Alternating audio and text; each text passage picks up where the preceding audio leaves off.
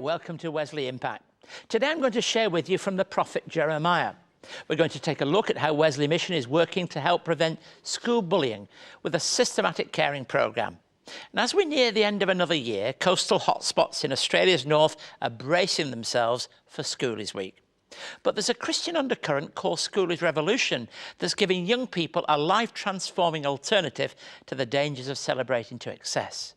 Joel Poppenbeck from Hope Builders joins me to tell us more. Joel, it's good to have you here. Good to have me, thank you. Look, it's a busy time of year for you, I'm quite certain it is. Tell us what the Schoolies Revolution is all about. So Schoolies Revolution is all about just giving young people an opportunity to do something different for schoolies. So it's a project, as you said, of Hope Builders International.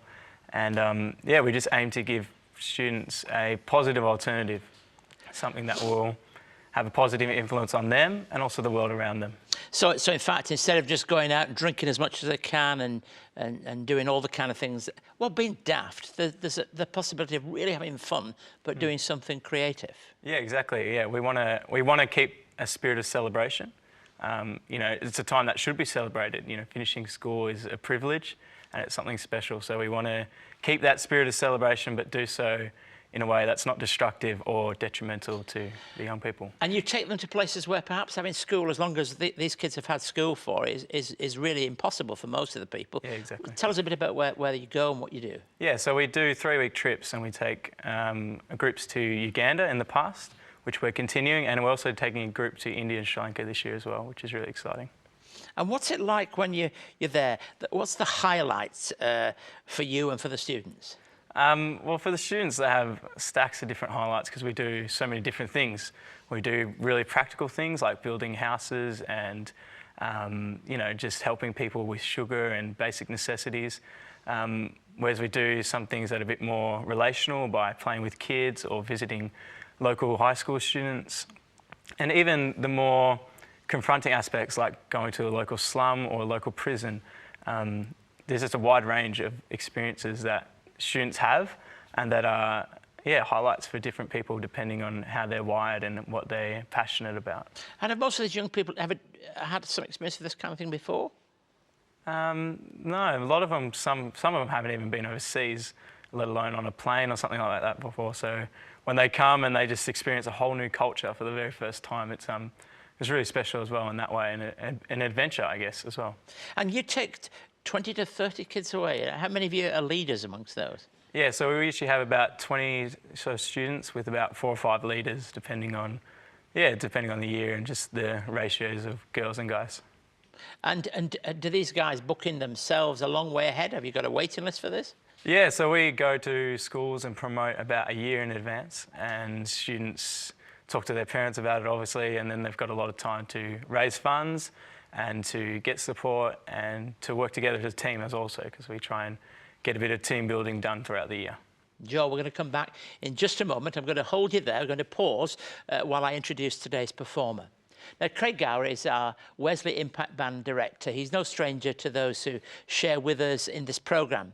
He's chosen a song that shares the Schoolies Revolution story of building on a foundation of faith. So here's Craig with All to Us.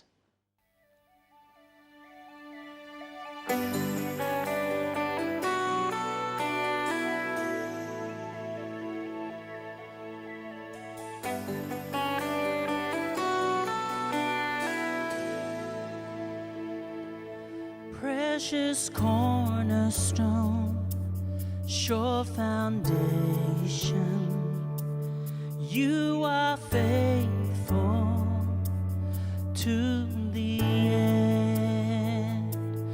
We are waiting on you, Jesus. We believe your role to us.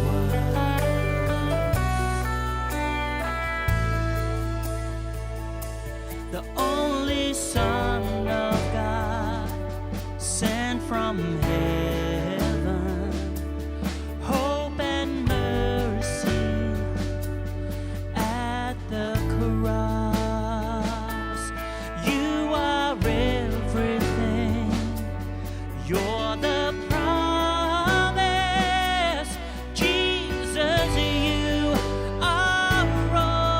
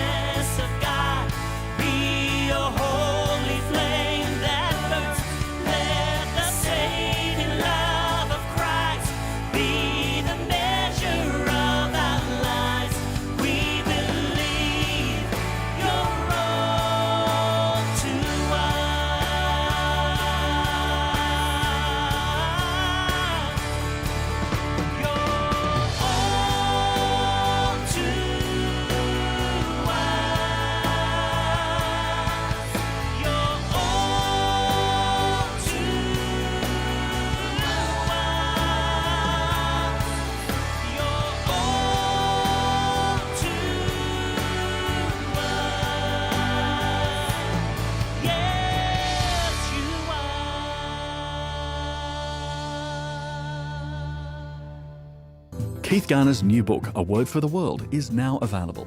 Dealing with the 4 themes of success, sorrow, society and spirituality, the 16 sermons in this book will definitely inspire and challenge you as you read. The book also includes a DVD featuring interviews with Nick Farr-Jones, Lee Hatcher, Tanya Plibersek and Margaret Somerville. For more information on A Word for the World, please contact us on 9263 5555 or at impacttv@wesleymission.org.au.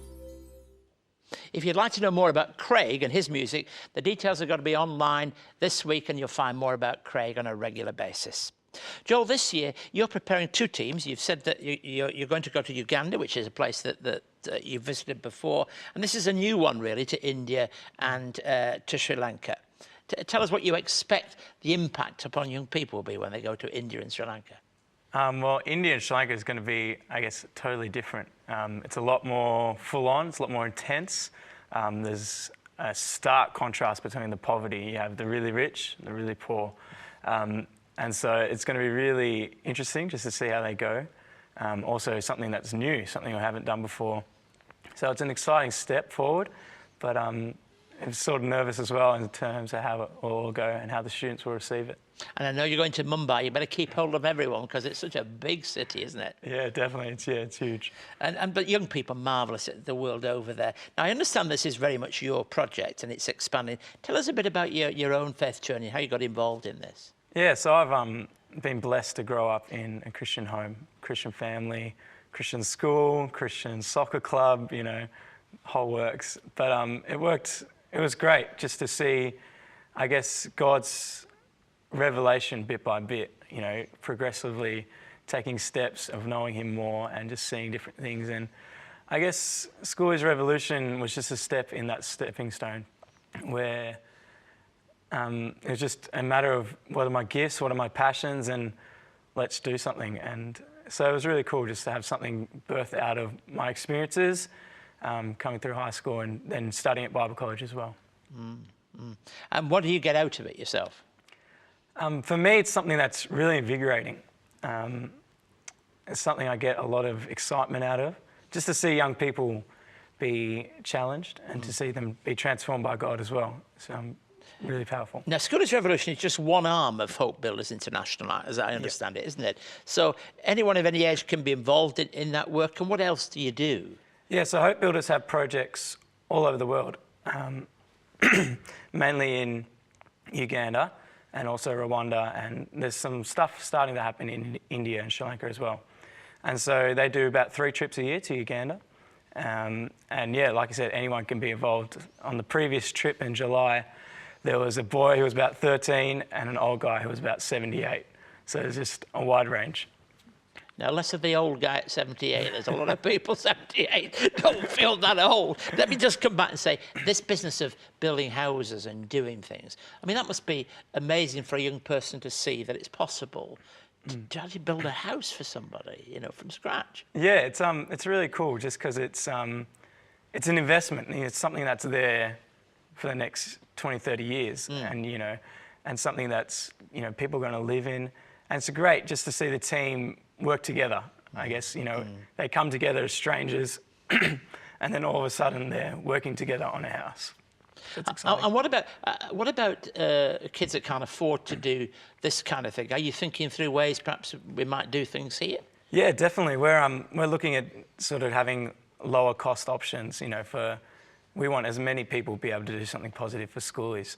So looking at doing something possibly within Australia, to the Northern Territory, something like that, or even to Southeast Asia, closer to home. Yeah, sure. And with Indigenous groups, there'd be great partnerships there, wouldn't there? Yeah, definitely. And as you say, Indonesia's near just across a small distance of water, but maybe for many, a cultural divide that's enormous, really. Yeah, definitely. Yeah. And really, there are so many things that you can do other than just putting beer back together on the Gold Coast, aren't they? Yeah. Even though the Gold Coast is lovely, I think that's where many head to do the exact opposite of the kind of things that you're doing, you know? Yeah. So I really do wish you well as you do that. And I hope that the experience of India and Sri Lanka is an exciting one for them there. Definitely. And for you too. And I hope you do manage to keep hold of everybody. And when you're looking at the Go Big and looking at all that washing going on in all those pools, you can find that a very exciting time too. Yep. So thanks for coming on, and we're going to be back in just a few moments, right after this message. It's been 200 years since the first Methodists met in Australia. To celebrate 2 centuries of faith and pioneering care, CEO and presenter Reverend Dr. Keith Garner takes us back to where it all began. But we don't begin here at the heart of London. We begin in a town in the north of England. In this fascinating narrative, Reverend Garner chronicles the history of the life and times of the founder of Methodism, John Wesley. This fresh and thought-provoking documentary takes us on a journey throughout the United Kingdom, beginning in John Wesley's hometown of Epworth. John Wesley was born here on the 17th of June, 1703. This 1-hour DVD travels onto his education years and beginnings of social justice in Oxford, to his final years in London. For more information on John Wesley, the man and his mission, call 02 9263 5555 or email us at impacttv@wesleymission.org.au. It's certainly true that peer pressure can be a great deal of impact upon people when they're growing up, and it's hard to stand up and make better choices. At Wesley Mission's Vision Valley, we're partnering with Rotary clubs to organise and run Operation Hope. Now, this is a programme that enables children and young people to work through their own tough issues. Just listen to Sinead's story. I'm Carl Stefanovic. Welcome to this special Sunday edition of A Current Affair. And tonight, that video. The moment when a 15-year-old boy said, "Enough is enough."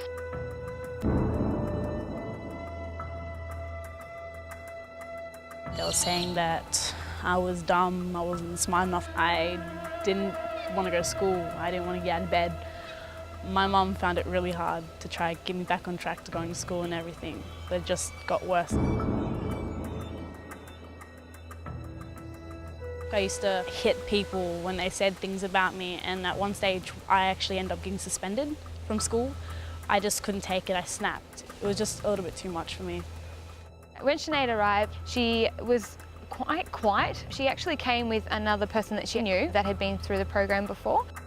She didn't really talk to many people. She was a bit like depressed, sort of like a bit sad.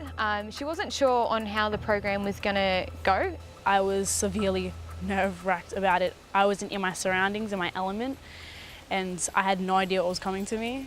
And then everyone was just so friendly and nice and kind and caring. Jess, to be honest, I see her more as a sister to me. She will listen to you.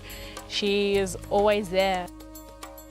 Vision Valley had really helped me. They helped me open up. They helped me realise what I was doing was wrong and I should be the bigger person. They said it's okay to be you. It's okay to let people know what's going on, so then you don't have to have that guilt and worry behind it. So, and then after that, I just forgot about everything, and everything kind of dulled down after that. Operation Hope is there to build their self-esteem and confidence. It's early intervention, so they come out here, they're affirmed by the leaders, they have fun, they can go home with those skills, they can go back to school with those skills as well.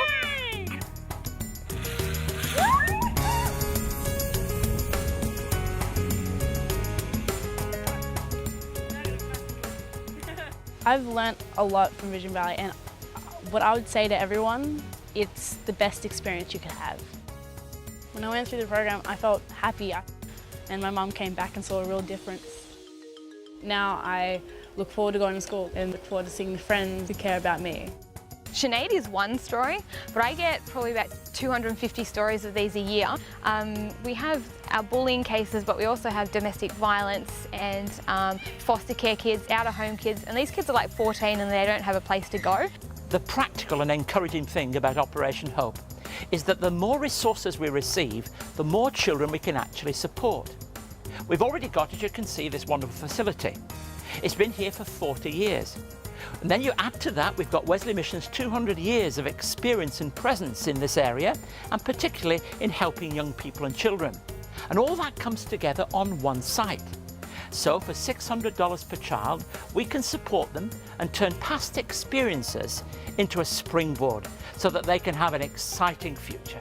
I feel that I do have a future to look forward to. I do have that I hope that I could be something bigger than I thought I'd be before.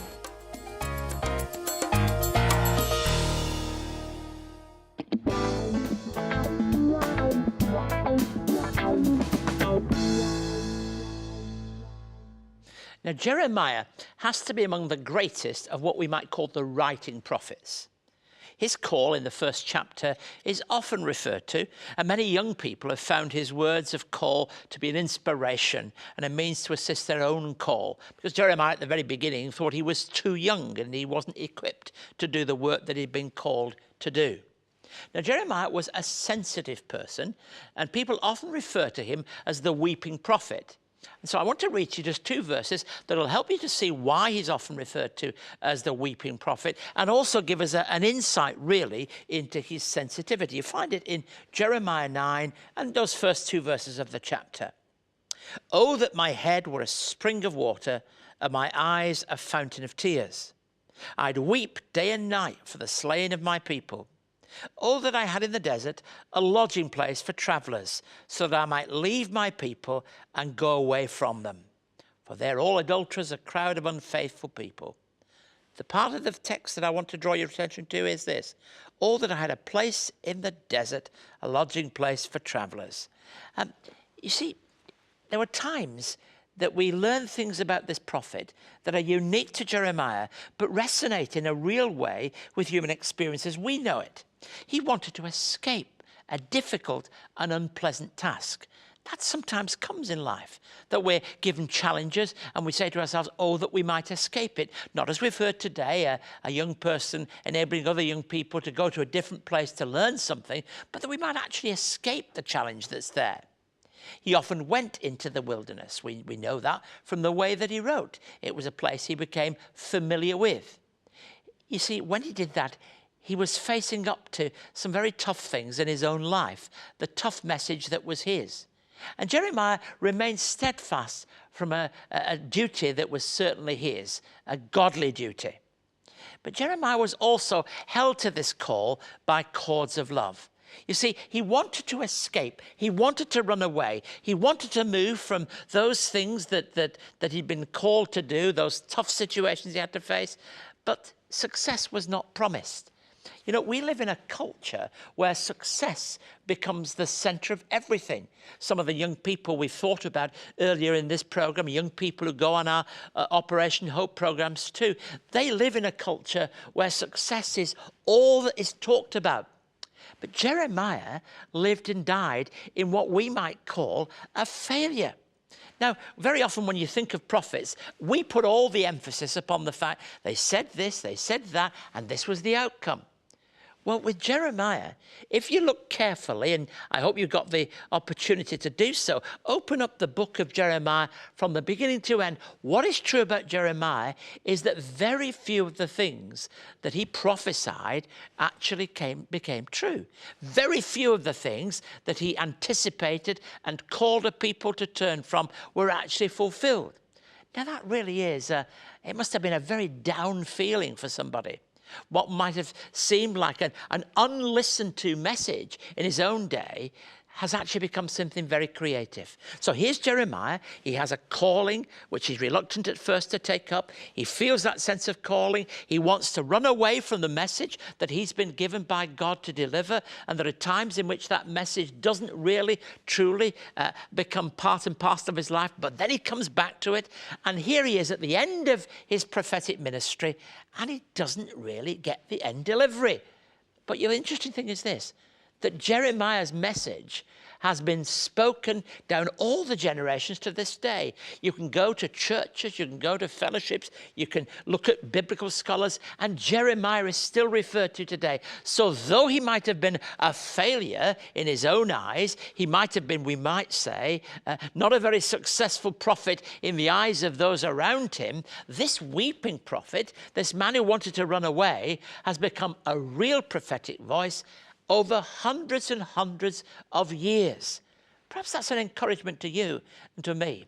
When we feel down, when we feel that we've got great challenges ahead of us and we're tempted, like so many, to run away from them, if we can stick with it, if we can ensure that we stay with the message, we do whatever it is that God has called us to do, in the end, if we're prepared to do that, we may come out of it all the better.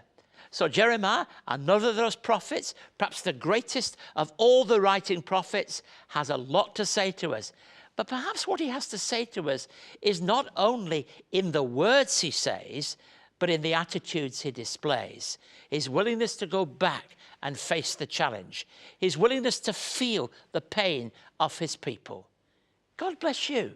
And I hope you and I together can learn something from this voice all those years ago. A prophet that speaks with clarity. If you would like to know more about today's topic or for more on Keith's message, contact Keith by writing to Wesley Mission, Post Office Box A5555, Sydney South 1235, or email impacttv@wesleymission.org.au.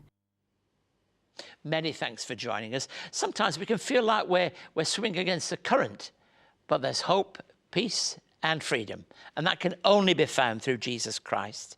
Here's Let's Call with Crossfire. Until next week, goodbye and God bless you.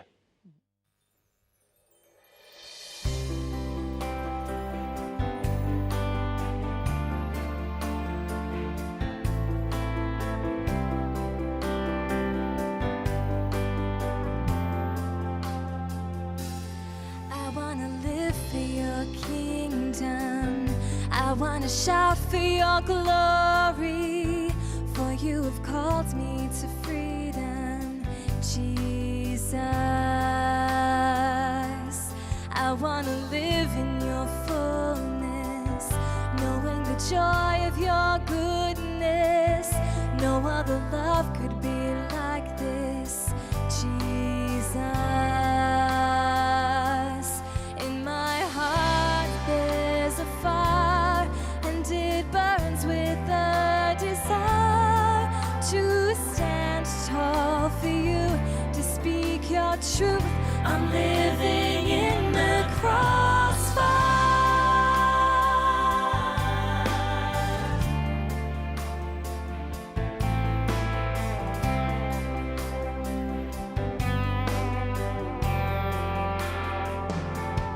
There will be those who don't listen.